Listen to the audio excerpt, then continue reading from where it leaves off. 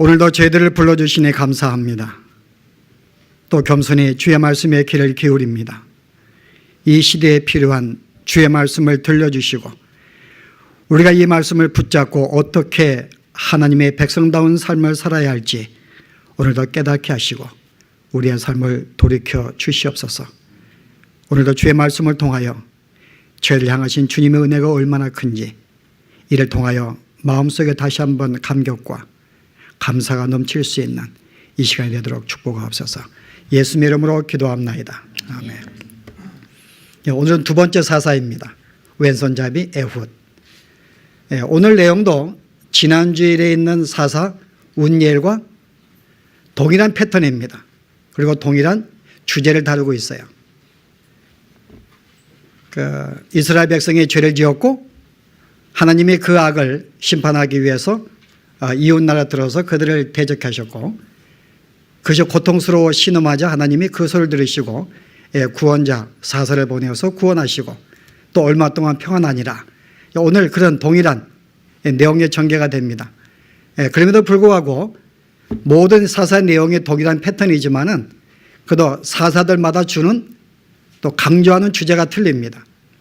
그래서 오늘 이 내용을 보시게 되면은 특별히 우리 오늘 저자가 강조하는 세 가지의 초점이 있는데요. 인간이 왜 악을 행하는가에 대한 문제를 다루고 있습니다. 왜 우리는 죄를 짓지 않을 수가 없는가? 또 하나는 인간이 죄를 지을 때 하나님이 그 악을 어떻게 다루시는가? 사람이 죄를 지었을 때 하나님이 그 죄를 다루는 방법이 많이 틀립니다. 그런데 오늘 그 중에 하나를 하나님이 소개해 줍니다. 그리고 죄악 가운데 있는 우리가 신음할 때 하나님은 우리를 어떻게 구원하시는가? 오늘은 구원의 한 가지 방법. 우리가 삶의 고통 속에 있을 때 하나님이 그것을 어떻게 우리를 고통에서 건져내시는가에 대한 세 가지의 특별히 강조점을 두고 이 말씀을 기록했습니다. 자, 오늘 첫 번째 주제가 뭐라고요? 강조할 점? 인간이 왜?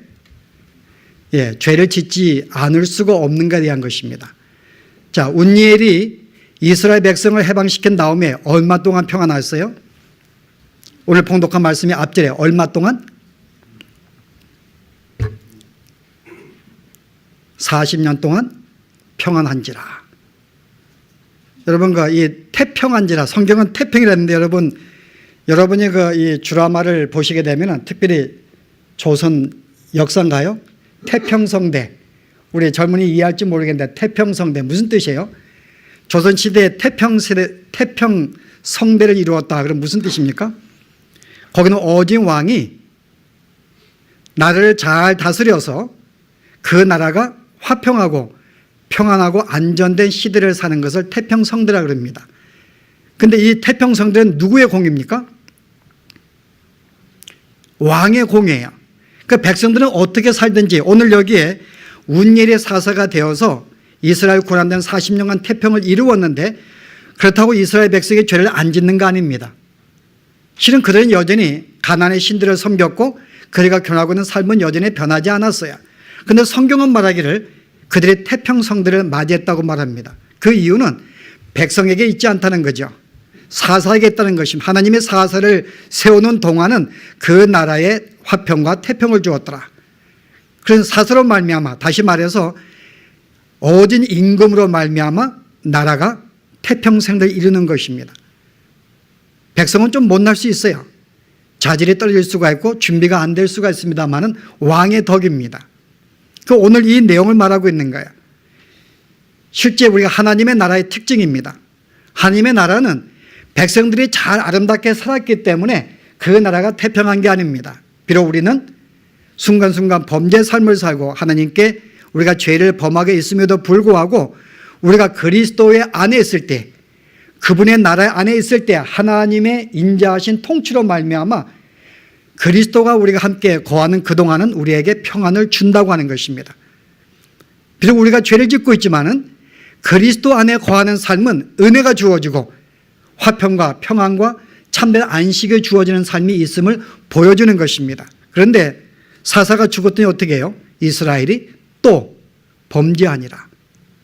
그러니까 하나님의 어떤 이 은혜의 손길에서 벗어난 순간부터 인간은 또 범죄한다 그 말입니다. 여러분 이게 인간의 모습이에요.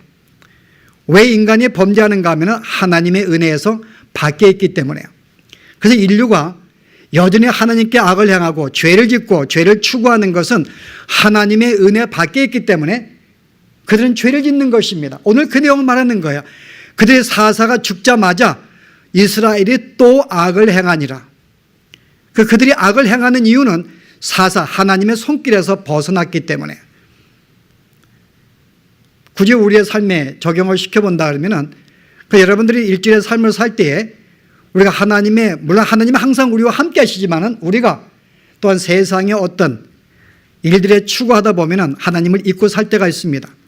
말씀을 멀리 할 때가 있고 그와 교제를 못할 때가 있고 우리가 기도의 시간을 갖지 못할 때가 있습니다. 여러분 그때 우리의 삶이 어때요 여러분? 뭔가 공허하고 계속 세상을 추구하는 우리의 죄악된 모습, 주 앞에 불순종하는 모습을 볼 수 있을 것입니다. 하나님과 늘 가까이 동행하는 사람들은 실제 그 삶이 좀 다를 수밖에 없어요. 실은 말씀에 순종하는 삶은 그래도 말씀을 붙잡고 믿음 가운데 살지만요, 그렇지 않을 경우에는 여전히 하나님을 전혀 찾지 않냐고 잊어버리고 사는 것, 오늘 그 내용을 보여주고 있는 것입니다. 그 이스라엘 백성이 지금 하나님의 은혜를 사사가 죽었더니 또 범죄하기 시작합니다. 그 인간이 죄를 짓는 이유가 바로 하나님의 은혜에 밖에 있을 때, 그와 은혜와 상관이 없을 때에 벌어진 일들인데요, 오늘의 중점은 하나님이 이렇게 하나님을 떠나 죄를 짓고 있는 자들을 하나님이 그 죄를 어떻게 다루시는가, 이게 오늘 첫 번째 다루고 싶은 주제입니다. 자, 어떻게 다루는가요? 이스라엘 백성이 범죄했더니 하나님이 모압 왕 에글론을 강성케 하사 이스라엘을 대적하십니다. 근데 그가 누구와 함께 동맹을 맺어서요? 암몬 족속과 동맹을 맺고 아말렉 족속과 동맹을 맺어서 이스라엘을 칩니다. 여러분 여기에 모압 족속, 암몬, 아말렉은 누굴까요 여러분? 이 사람은 누굴까요? 여러분 실은 이스라엘이 죄를 지었지만 하나님이 그들을 들어가지고 친다고는 생각하지 못했어요. 왜냐하면 자기들 남겨놓았던 가나안 사람들이 자기를 대적하는 걸 이해할 수 있어요. 그들 남겨두었기 때문에. 그러나 오늘 이 사람들은 가나안 사람들이 아닙니다. 이 사람들은 가나안의 밖에 있는 사람들이에요. 모압 족속과 암몬 족속과 아말렉 족속. 누굴까요? 이스라엘의 친족들입니다. 모압과 암몬은 누구의 자식입니까? 아브라함의 조카 롯의 후손들입니다. 소돔과 고모라가 멸망할 때에 모든 사람이 죽고 거기 아버지 롯과 두 딸밖에 살지 않았어요. 그 두 딸이 그렇다고 다른 데 민족이 없는 게 아닙니다. 그런데 아버지에게 술을 마시게 한 다음에 취하게 만들어서 두 딸의 아버지와 차례로 동침해서 낳은 바로 자손들이 바로 한 명은 모압의 후손들이고 또 하나는 암몬의 후손들입니다. 즉 이스라엘과는 친족의 관계예요. 아말렉은요, 야곱의 형 에서의 후손들입니다. 그러니까 아브라함의 실은 야곱의 이삭의 두 아들이에요. 첫째 아들 에서의 후손들이 아말렉 족속입니다. 이스라엘이 볼 때에 자기의 친척들이 자기들을 거스려 대적했다, 이건 예상하지 못한 일들입니다. 전혀 생각하지 못했던 거예요. 그런데 하나님은 전혀 그들이 예상하지 못한 방법을 통해서 그들을 치고 있는 것을 볼 수가 있습니다. 아니 이들은 실제 자기들의 친척임에도 불구하고 또 어떤 자들이에요? 이들은 이스라엘을 두려워했던 민족이었습니다. 그들의 40년 광야 생활을 지나갈 때에 모압의 왕이 너무나 두려워가지고 이 발락이 어떻게 이스라엘을 저지하기 위해서 발람 선지자를 부른 걸 기억하실 것입니다.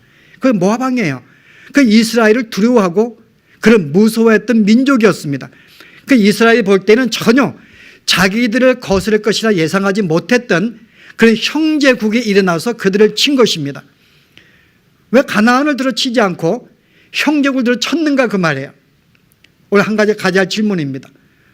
왜 자기들이 하나님이 다 모든 것을 물리치라고 했던 그 가나안 족속을 남겨두었더니 그들이 대적해서 치었음이 이해되지만은 왜 그들은 가만히 있는데 거기에 밖에 있는 이스라엘의 형제국이 일어나서 이스라엘을 쳤는가에 대해서 뭔가 하나님은 우리에게 교훈을 주십니다. 그런데 그들이 들어서 첫 번째 점령한 곳이 어디라고요? 성경에 보세요. 저를 보시지 말고 종려나무가 점령이 됩니다. 이 종려나무는 여리고성을 말해요. 여리고성. 하나님의 기사와 이적과 그의 도우심으로 제일 먼저 점령한 땅이 여리고성입니다. 아마 가나안 땅 가운데 가장 큰 성 중에 하나가 될 거예요. 하나님의 은혜로 받은 땅입니다. 근데 그 성이 빼앗기게 되는 것입니다. 예상하지 못한 거죠. 정말 하나님의 은혜로 그의 능력으로 말미암아 빼앗게 된, 이 성취하게 된 그 성을 그들은 빼앗기게 됩니다. 이것 또한 이스라엘이 예상하지 못했어요. 근데 하나님이 그런 방법을 들어가지고 이들을 치신다고 하는 것입니다. 이게 물론 우리를 벌하시는 내용이 틀리죠. 우리를 어떤 영원한 멸망 가운데 치는 벌이 아닙니다. 자식한테 주는 벌은 그를 징계하는 것입니다. 그의 죄악된 삶이 무엇인지 돌아보게 만들고 그 삶을 돌이키게 하기 위한 방법으로 주시는 거예요. 그런 점에서 오늘 이 모압과 암몬의 공격과 종려나무의 점령은 우리에게 의미가 있습니다. 단순히 그들을 징계하는 차원에 끝나는 게 아니에요. 왜 하필 그들을 들어가서 썼냐 그 말입니다. 왜 그들을요? 실은 이 이스라엘 사람들의 생각은 뭐예요? 내가 가난한 사람을 다 내어쫓지 아니했더니 편합니다. 그들을 종으로 시켰더니 또 그들의 문화가 너무나 또 아름답고 좋은 거야. 인조합니다. 그들과 함께 결혼도 하고 서로 교제합니다. 그 삶이 실은 즐거웠던 것입니다. 그들의 생각으로는 이들과 함께 어울리는 삶은 그들에게 참된 만족과 유익을 준다는 생각을 갖고 있었어요. 그러나 하나님이 그 생각을 지금 깨우치는 것입니다. 그렇게 너희가 화목하고 결혼을 맺고 친목해 너가 영원히 그들과 불화하지 아니하고 사귈 수가 있다고? 그렇지 않다는 거죠. 실은 너의 형제국을 불하는 거예요. 너가 전혀 예상하지 못했던 너의 형제도 너희를 들어서 치는데 하물며 가나안 사람들이 너희들을 언젠가 대적해서 너희를 치지 않겠는가에 대한 메시지도 함께 남기는 것입니다. 하나님의 교훈적인 차원이에요.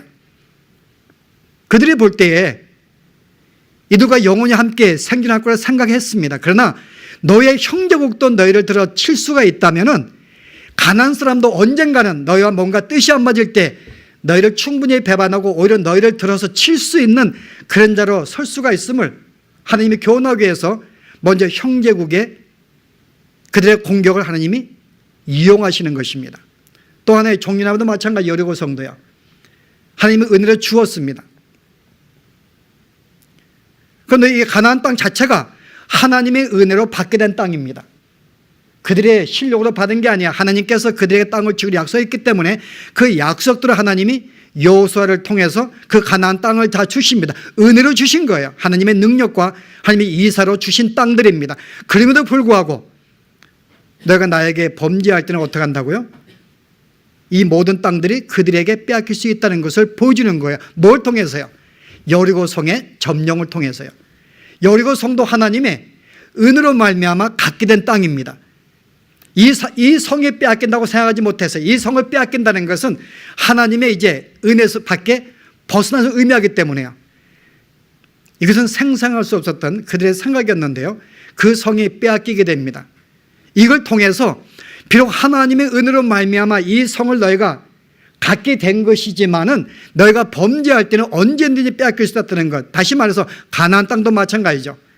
너희가 내 말에 불순종할 때 그들과 함께 통혼하고 함께 어울리고 그들 내쫓지 아니할 때에는 비록 내가 내 은혜로 이 땅을 주었음에도 불구하고 어떻다고요? 이 땅은 또 그들에 의해서 빼앗길 수 있다는 것을 하나님이 교훈해 주십니다. 그런데 하나님께서는 비록 그들의 죄악을 통해서 하나님이 징계하시지만은 징계하는 방법을 통해서 여러 가지 교훈을 주시는 하나님이세요. 너의 삶을 돌아보라는 것입니다. 너희가 영원히 그들과 함께 동맹을 맺고 함께 화평을 누릴 수 있는 그것이 세상이 아니라는 것입니다. 세상은 늘 우리에게 배신할 수 있고 실망할 수 있고 우리는 거기에 고통을 당할 수밖에 없는 것을 실은 형제국을 통해서 보여주는 것이에요.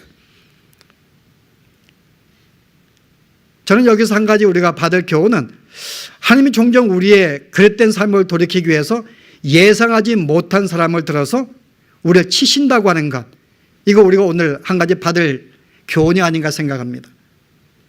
그 여러분이 범죄할 때 하나님이 어떻게 다루시는가요?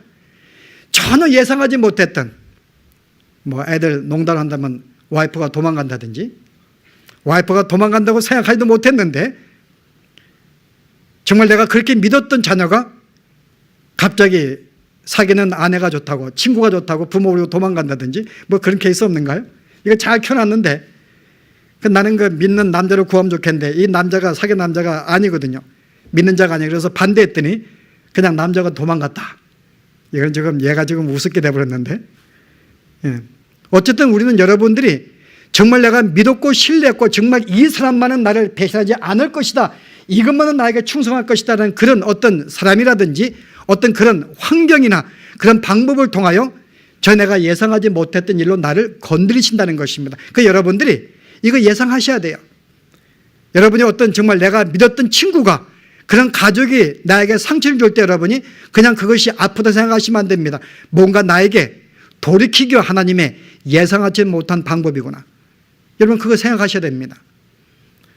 그래서 하나님께서 이들이 예상하지 못한 정말 그들을 들어 칠 때 이들이 어떻게 됩니까? 결국 그들이 고통을 당하는 거예요. 18년간 통치를 당합니다. 눈물을 흘리는 거예요. 그래서 하나님이 그들이 회개했다는 말이 안 나옵니다. 그들이 고통 가운데 있을 때 하나님의 그 신음을 들으시고 하나님께서 그들을 구원하기 위해서 사사를 세우십니다. 그 사사가 오늘 우리가 봉독한 왼손잡이 에훗입니다. 여러분 에훗은 처음 들어보죠? 에훗. 우리는 그 삼손은 들어봤어요. 사사기 보시면은. 그 다음에 여러분 누가 기억나요? 기드온, 여자 사사 드보라. 여러분 이런 사람은 기억이 납니다. 어릴 때부터 주일학교 때부터 우리가 배워왔던 사람들이에요. 기드온 300명의 어떤 군사를 가지고 뭐 이렇게 미디안 모든 사람을 쫓아낸 사람, 이긴 사람, 막대기 하나로 1000명을 죽인 장사 삼손. 우리는 그들은 기억해. 근데 우리가 이 왼손잡이 에훗은 잘 기억하지 못합니다. 왜냐하면 주일학교 때 한 번도 주일학교 교사들이 이거 가지고 설교한 적이 없으니까요. 인간의 관점이 뭔가 하면 우리는 무엇인가 이 사람이 어떤 영웅적인 행동을 했을 때 그 사람을 들어서 우리는 소개합니다. 우리도 그를 본받자고 하는 거예요. 이렇게 삼손이 막대기 하나로 1000명씩이나 죽였다는 것을 우리가 함으로써 우리도 이렇게 본받자는 것입니다. 기도원의 300명 용사, 너무나 적은 수에도 두려워하지 않냐고 믿음으로 그것을 붙잡고 그들과 함께 승리했다. 이것을 본받으라는 것입니다. 그래서 우리는 어떤 영웅들을 소개하기 위해서 그들을 종종 우리가 인용을 했어요. 그래서 영웅적이지 못한 사람을 우리가 거의 소개하지 않습니다. 그래서 우리는 에훗을 거의 들어보지 못한 거예요. 그런데 그것은 잘못된 관점입니다. 앞으로 다룰 것이지만은 삼손이 어떤 존재인지, 기드온이 어떤 존재인지, 정말 그들은 보잘것없고 주 앞에 철저하게 범죄한 자들인데 하나님의 그림에도 불구하고 어떻게 은혜를 주어서 그들을 쓰시는가를 오늘 사사기의 포인트는 거기에 있는 거예요. 믿음의 사람을 들어서 이스라엘을 구원하시는 것을 교훈하기 위한 것이 아니라 비록 그들의 범죄 가운데 있다 할지라도, 비록 그들이 못났다 할지라도 하나님이 그들에게 성령을 부으시고 은혜를 주어서 그들을 어떻게 구원을 주시고 하나님의 사람으로 쓰시는가를 보이기 위한 방법으로 오늘 사사를 들어주시는 것입니다. 우리가 그런 점에서 관점을 달리해야 되는 것입니다. 그렇다면 오늘 에훗은 어떤 자예요? 우리가 볼 때 예상하지 못한 자죠. 어떻게 저 사람이 사사로 들림받을 수가 있겠는, 어떻게 저 사람이 하나님의 일꾼으로 쓰임받을 수가 있을까라고 생각할 정도의 못난 자라는 것입니다. 오늘 여기 왼손잡이 에훗이에요. 그런데 지파가 어느 지파입니까?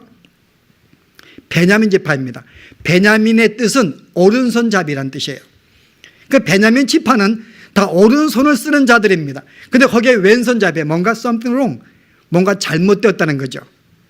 그 여기서 오른손을 쓸 수 없는 왼손잡이, 이 한글 성경은 왼손잡이인데요. 원문에 보시면은 오른손이 다친 남자 그런 뜻입니다. 그 오른손이 불구가 되어서 이걸 쓸 수가 없어서 왼손밖에 쓸 수 없는 자라는 걸 보여주는 거예요. 근데 하나님이 일종의 우리가 볼 때 불구자입니다. 이 사람을 들어 쓴다고 생각하지 못해요. 왜냐하면 이 사람은 이스라엘 볼 때 종을 바치기에 가장 적당한 자입니다. 왜냐하면 여러분 종을 바치러 갈 때 어떤 자가 가면은 좋겠어요? 여러분이 강대국에 종을 바치러 갈 때 아주 키가 크고 장대한 자를 보내게 되면요, 모압은 위협감을 느낍니다. 그들을 경계하게 되어 있어요. 그런데 그들의 그 마음을 풀게 만들기 위해서는 뭔가 못나고 경계할 필요가 없는 자들을 끌어다가 보내는 것이 옳은 것입니다. 그런 점에서는 이 에훗은 적당한 자예요. 불구이기 때문에 그들에게 위협감을 주지 않습니다. 그래서 그들로 하여금 유혹감을 가져서 다시 그들을 억압하는 그런 어떤 불상사를 만들지 않는 존재입니다. 그런 점에서는 이 사람은 종바치기에 가장 적당한 사람이었어요. 그리고 이 사람이 이를 보낼 때 어떤 이스라엘 구원하기 위해서 계획을 세우고 보낸 게 아닙니다. 종을 바쳤다가 돌아오는 길에 에봇이 다 돌려보내요. 그 자기는 다시 돌아갑니다. 그 왕한테 내가 할 말이 있다 그럴 때 왕이 어떻게 합니까? 그냥 받아줍니다. 여러분 같으면 경호원들이 그냥 돌려보내겠어요? 지금 왕을 좀 만나러 가는데 우리 같으면 다 몸조사하죠. 뭔가 혹시나도 하고. 그러나 몸조사도 하지 아니하고 왕에게 갔다고 하는 것은 그 모습이 얼마나 왼손을 이게 불구기 때문에 저가 뭐 할 수 있겠는가 전혀 경계심을 풀었기 때문에 그냥 편안하게 그런 몸조사도 받지 아니하고 편안하게 왕한테 나아간 것입니다. 이런 점 볼 때 이 사람은 오른손을 쓸 수가 없는 불구자 왼손이에요. 우리는 이런 사람을 하나님이 들어 쓴다고 예상하지 못합니다. 여러분이 하나님의 일꾼은 최소한의 믿음도 있고 뭔가 말도 잘하고 뭔가 헌신적이고 뭔가 남에게 본이 될 만한 그런 사람을 들어 쓴다고 생각을 해요. 여러분 이게 인간의 생각입니다. 그런데 하나님은 결단코 그런 자를 쓰지 않습니다. 그 이유가 뭘까요, 여러분? 성경 보실래요? 바울이 고린도서 1장에서 우리에게 그 교훈을 주고 있는데요. 보실래요? 형제들아 너희의 부르심을 보라. 육체를 따라 지혜 있는 자가 많지 아니하며 능한 자가 많지 아니하며 문벌 좋은 자가 많지 아니하는도다. 그러나 하나님께서 세상에 미련한 것들을 택하사 지혜 있는 자들을 부끄럽게 하려 하시고 세상에 약한 것들을 택하사 강한 것들을 부끄럽게 하려 하시며 하나님께서 세상에 천한 것들과 멸시받는 것들과 없는 것들을 택하사 있는 것들을 폐하려 하시나니 이는 아무 육체라도 하나님 앞에서 자랑하지 못하게 하려 함이니라. 목적이 이것입니다. 하나님이 어떤 영웅적인 사람을 들어 쓰게 되면요, 그 사람 뭘 한다고요?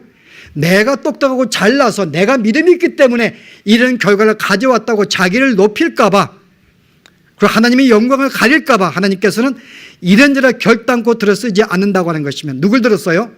미련하고 못나고 가난하고 어리하고 우리가 볼 때 전혀 쓰임받을 수 없는 그런 존재를 하나님이 들어 쓴다는 것입니다. 그러면은 사람들이 뭐라 그래요?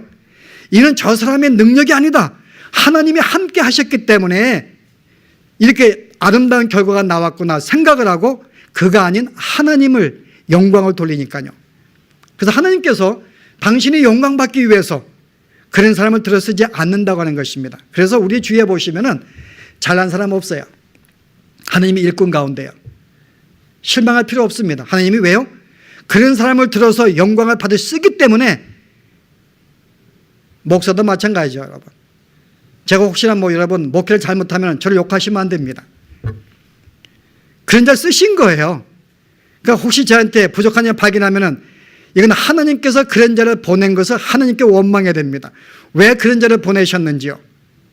그런데 목사가 못났는데 별로 이렇게 헌신도 없고 믿음도 없고 별로 설교도 죽을 쓰는데 교회는 성장하거든요. 그럼 어떡한데요, 여러분?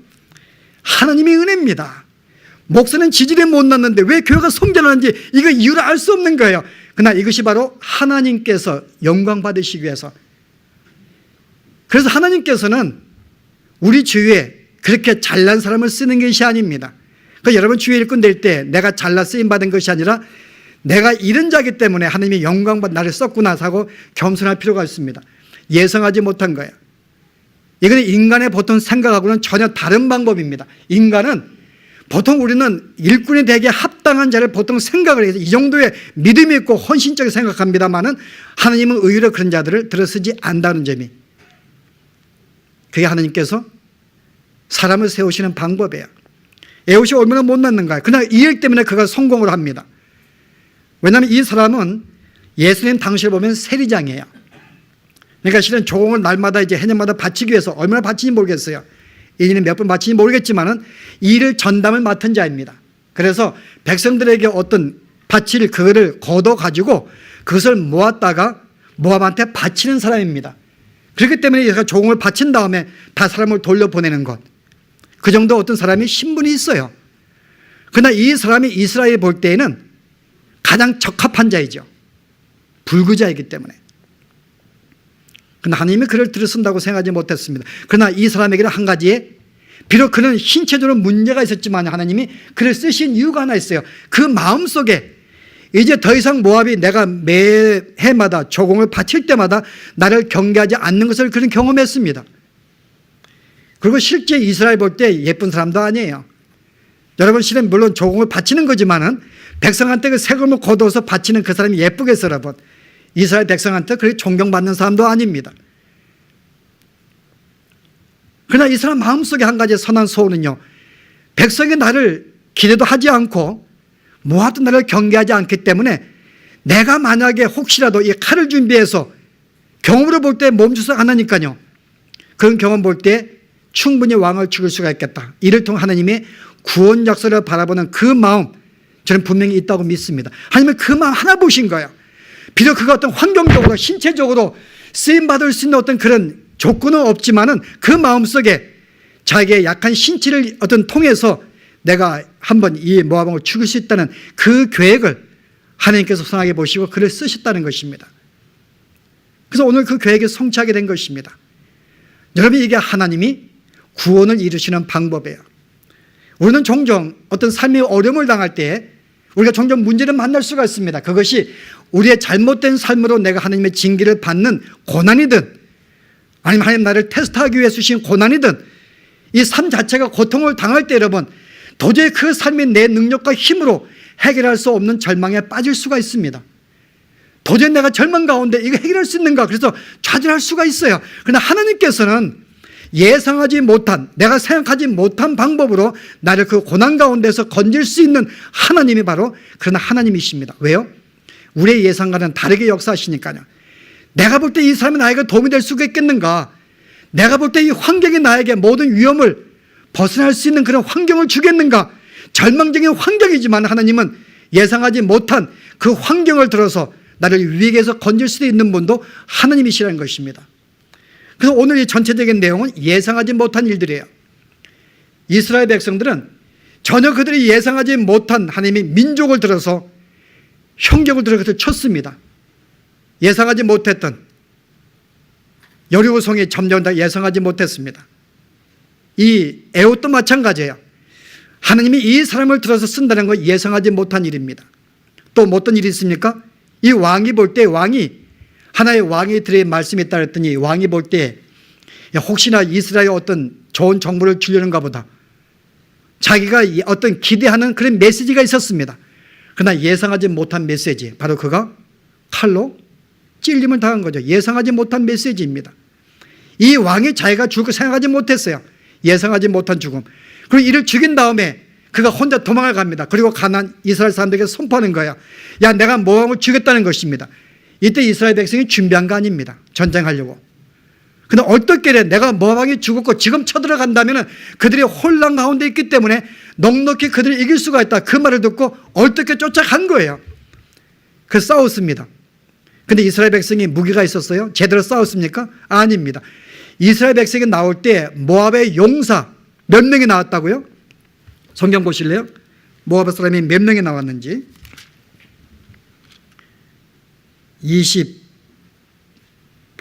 29절 보세요. 그때 모압 사람 1만 명 가량을 죽였으니 다 역사요 용사라. 그러나 한 사람도 피하지 못하였더라. 10,000명이 지금 나온 곳입니다. 이스라엘과 싸우려고. 근데 누구라고요? 전쟁에서 힘을 쓰는 용사라는 거죠. 그냥 일당 100을 싸울 수 있는 용사 나온 것입니다. 이스라엘은 전쟁에 질 수밖에 없는 상황이에요. 그런데 그들이 힘 하나 못 쓰고 죽음을 당합니다. 그들이 어떤 전략이 있어서 이스라엘이, 그들이 힘이 있어서 그들이 어떤 거 계획을 세워가지고 무기가 좋아 싸워서 이긴 게 아닙니다.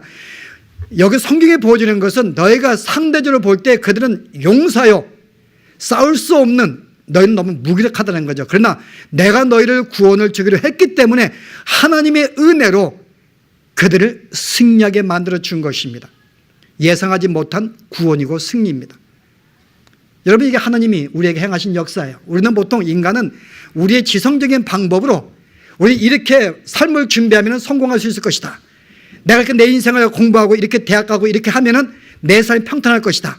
이렇게 내가 사업을 할 때 이렇게 하면은, 우리는 보통 논리적으로 우리의 삶의 모든 내 이성의 논리에 맞게 우리는 계획을 세우고 그렇게 하면은 성공할 수 있고 내 삶의 유익과 만족을 줄 거라 생각을 합니다. 위기를 만날 때에도 내가 이렇게 하면은 이 위기를 모면할 수 있을 것이다. 이게 인간의 생각이에요. 만약 하나님이 그렇게 하신다면 더 이상 하나님이 아니죠. 하나님의 일은 전혀 인간의 생각과 예상하지 못한 방법으로 전혀 우리와 다르게 하나님께서 그 일들을 하신다는 것, 이게 우리에게 주는 교훈들입니다. 여러분이 이 생을 가지고 논리적으로 더 이상 나는 이런 삶을 살기 때문에 더 이상 인생에 난 고통을 만나지 않을 거야, 여러분 자만심 갖지 마시기 바랍니다. 하나님께서는 비록 내 삶이 정착이 되었음에도 불구하고 내가 주 앞에 범죄할 때 나를 돌이키시고 하나님이 교훈하시기 위해서 예상하지 못한 방법으로 신뢰하였던 그런 사람을 들어서 나의 삶을 돌이키시는 하나님이시기 때문에 우리는 어느 누구도 우리는 이 삶을 장담할 수 없습니다. 그러나 어떤 고통 가운데 있다 할지라도 우리는 그 삶에 우리는 비관할 수 없습니다. 왜요? 전혀 예상하지 못한 방법으로 하나님은 구원의 길을 준비해 놓으시니까요. 그래서 하나님께서 예수님을 보내신 거예요. 오늘 이 내용은 전반적으로 그리스도의 사역의 모형으로 보여주는 것입니다. 이스라엘 백성의 범죄는 하나님을 떠나 온 인류의 범죄를 말합니다. 모든 인류한 범죄들은 고통과 좌절과 문제 가운데 만날 수가 없어요. 그런 삶을 살 수밖에 없습니다. 그들은 신음을 합니다. 그래서 하나님께서 그 신음을 들으시고 하나님의 구원자 예수님을 이 땅에 보내신 거예요. 그런데 예수님은 어떤 분이에요? 그분이 쟁쟁한 가문 있는 예루살렘 도시라든지 거기에 태어난 거 아닙니다. 모든 사람이 무시하고 있는 나사렛 동네에 태어났어요. 그래서 어느 한 사람이 메시아가 났다 그랬더니 어떻게 그 나사렛 동네에서 메시아가 탄생할 수 있는가를 조롱할 정도로 그 동네는 가난한 동네고 미천한 동네고 이방인이 섞여 사는 동네였어요. 그래서 거기에 태어났기 때문에 실은 많은 사람이 예수님을 그리스도로 인정하지 않았어요. 그 동네에 태어난 자체에 대해서. 그리고 이사야 53장의 예언대로 그는 우리가 보기에 흠모할 만한 것이 아무것도 없습니다. 목수의 아들이었어요. 그는 외관상도 그런 힘이 없다고 봅니다. 별로 인간이 볼 때 존경할 만한, 흠모할 만한 그런 모습이 없는 예수가 등장할 때 바로 그가 메시라고 소개할 때 어느 누구도 그를 인정할 수 없었다고 하는 것입니다. 그러나 하나님께서는 그런 방법으로 구원을 이루시는 거예요. 바로 하나님이 왜 그런 사람을 들어 쓰시는가, 왜 그런 사람 하나님을 사랑하시는가를 알려주기 위해서 예수님께서 이 땅에 오실 때부터 그런 존재의 모습으로 등장하시는 것입니다. 그래서 나사렛 동네에서 목수의 아들로 아무 배경도 없는 그런 사람으로 인간이 볼 때 오늘 애op과 같이 참으로 불구자의 모습으로 연약한 모습으로, 그러나 하나님께서 그를 바로 구원자로 세웠다는 것입니다. 그를 통하여 구원하시는 거예요. 오늘 우리에게 그리스도의 구속사역이 무엇인지를 보여준 내용입니다. 그 주님을 들어서 드디어 우리를 죄 가운데 꺼내시고 우리에게 태평을 주시는 거예요. 그래서 그 이후로 성경에 보았더니 그가 80년 동안 그 나라가 태평합니다. 드디어 하나님의 구속으로 말미암아 우리를 그의 그리스도의 하나님의 은혜 가운데 우리를 품었더니 그분 안에 거하는 동안에 우리가 화평과 태평을 누리는 것, 이게 우리의 능력이 아니에요. 실제 그들이 주 앞에 회개했다든지 그들이 모압에서 구원을 받았기 때문에 그들의 삶이 다시 믿음으로 섰다든지 그런 내용이 아니면 여전히 그들은 가난한 사람과 통혼하였고 여전히 악을 행하였어요. 그러나 사사가 세워지는 동안에는 어때요? 우리가 지난 시간 말씀 나눴듯이 그가 세워질 동안 하나님이 그들에게 은혜를 베풀었고 대적의 손에서 건지었더라. 우리가 잘나서 구원받은 게 아니라 그리스도 안에 있는 동안에 우리를 늘 은혜 가운데 베풀어 주시고 피할 길을 주시고 죄악 길을 돌이킴을 주시고 은혜 주셔서 우리로 하여금 참된 평강과 참된 안식 가운데 살도록 하셨다. 우리 이 메시지를 우리에게 주시기 위해서 오늘 그리스도의 모형으로 애옷이 등장하는 것, 오늘 여러분 이 말씀을 다시 한번 기억하시면서요, 다시 한번 우리가 어떤 존재인지, 우리가 주의 은혜를 떠나 있을 때에는 어떻게 죄악의 가운데 살 수밖에 없는 존재인지, 그 우리가 비록 주님을 섬긴다 할지라도 주님을 찾지 아니하고 그와 동행하지 않냐고 우리가 그분과 동행하지 않는 삶을 살 때에 우리가 얼마나 또다시 이스라엘 백성의 악을 행하듯이 늘 악을 추구할 수밖에 없는 존재인지, 그러나 하나님은 우리를 그냥 두지 않으시고 우리의 고통을 들어서 항상 피할 길을 주시는데 바로 그게 하나님의 은혜십니다. 이게 바로 항상 성령의 도우심과 역사 가운데 믿음의 삶을 살아가는 우리의 삶의 현주소인간. 그 우리가 사는 것은 우리의 똑똑함이 아니라 바로 하나님의 은혜 가운데 우리를 사랑하시는 그분의 사랑이 있었기 때문에 오늘도 우리가 지난 한 주간의 믿음 가운데 살 수가 있었던 것, 이거 기억하시면서 다시 한번 겸손히 주 앞에 의지하시고 주의 도우심을 따라 승리의 삶을 살아가시는 여러분의 삶이 되기를 바랍니다. 기도하시겠습니다. 하나님, 오늘 하나님의 은혜를 떠나 살 때에 우리의 모습이 어떠한지 여전히 쓰레기 같고 참으로 배설물 같은, 또 이스라엘 백성과 같이 죄를 범할 수밖에 없는 그런 존재인 것을 저희들이 깨달았습니다. 오나옵기는 주님, 저희들을 붙잡아 주시옵소서. 항상 주의 은혜 가운데 말씀 가운데 살아갈 수 있도록 우리에게 은혜를 베풀어 주시기를 주여 원합니다. 한순간도 우리가 주의 은혜 가운데 있지 아니할 때에 늘 우리가 악을 생각하며 악을 추구하는 우리의 약한 모습인 것 다시 한번 인정하며 주 앞에 우리를 내어드립니다. 주 앞에 의지합니다. 저희들을 붙잡아 주시옵소서. 때는 우리가 삶 가운데서 우리가 예상하지 못한 일들로, 저는 우리가 생각하지 못한 일, 우리가 사고를 당하거나 고통을 당하거나 배신을 당할 때 주님, 이것은 우리의 삶을 돌이키기 위한 하나님의 사랑의 징계인 줄 알고 주님, 오히려 그 삶으로 고통 가운데 우리가 당하지 아니하고 더 하나님께 우리의 삶을 돌이키기 위한 주의 사랑의 손길인 줄 알고 은혜로 이 모든 환경을 붙잡게 하시고 이길 수 있는 지혜 도락하여 주시기를 원합니다. 비록 우리가 절망 가운데 있다 할지라도 하나님께서는 저는 우리의 생각에 벗어난 예상하지 못한 방법으로 우리를 구원하시는 주의 은혜의 손길도 배웠사오니 하나님이여, 하나님이여, 저들 가운데 주의 삶에 믿음 가운데 살다가 고난과 좌절 속에 있는 주의 믿음의 식구들이 있습니까? 그러나 그런 가운데 좌절치 아니하고 절망하지 아니하고 우리가 언젠가 우리를 구원하시는 하나님의 예상하지 못한 구원의 방법을 생각하며 더욱 주님께 의지하고 은혜를 간구할 수 있는 저희들의 삶으로 붙잡아 주시어서 결코 우리가 사는 것은 우리의 실력과 우리의 노력과 우리의 잘남으로 우리가 믿음을 지키며 사는 것이 아니라 하나님의 은혜로 저희가 늘 사는 줄 알고 늘 주 앞에 감사하게 하시고 베푸신 은혜에 감격하게 하시며 찬양하며 살아갈 수 있는 저희들의 삶으로 붙드시고 축복하여 주시옵소서. 예수 이름으로 기도합나이다. 아멘.